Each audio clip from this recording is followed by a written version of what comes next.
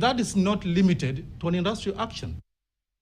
Na tukitoka hapa Nairobi tuelekee kaunti ya Turkana. Wanafunzi katika kituo cha elimu ya mapema ECD cha Kalotum, eneo la Turkana Central, wanalazimika kusoma chini ya miti kutokana na uhaba mkubwa wa madarasa. Kituo hicho ambacho huhudumia wanafunzi wengi hakina majengo ya kudumu, hali inayosababisha walimu na wanafunzi kuendesha masomo chini ya miti, jambo ambalo naweka katika hatari ya kuathiriwa na hali mbaya ya hewa.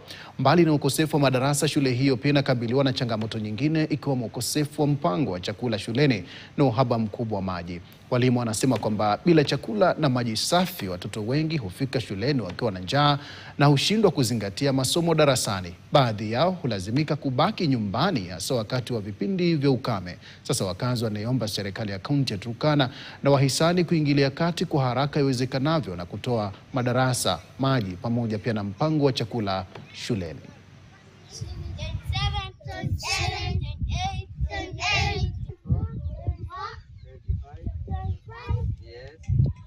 Tunashangaa kuenzi kwa wakati huu ya kwamba watoto bado wanasoma chini ya miti.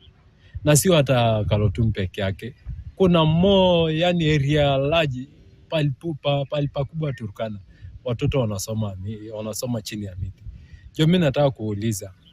Kwa sababu hii jukumu yote devolution ilikuja kuhakikisha kwamba maana ya ECD iko kwa county government. Maana ya primary ndio iko kwa national. Lakini wale watoto wanahangaika ni wale watoto wa ECD ambayo wako chini ya county government. Ambayo pesa ambayo tunapatiwa 14 billion inafaa ikuwe inasaidia watoto kuhakikisha kwamba kuna shed pale ya kusomea.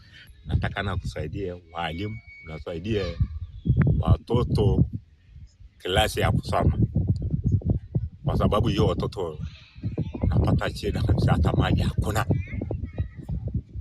Wakati ile maji laga na teremsha maji, watoto na kunywa maji.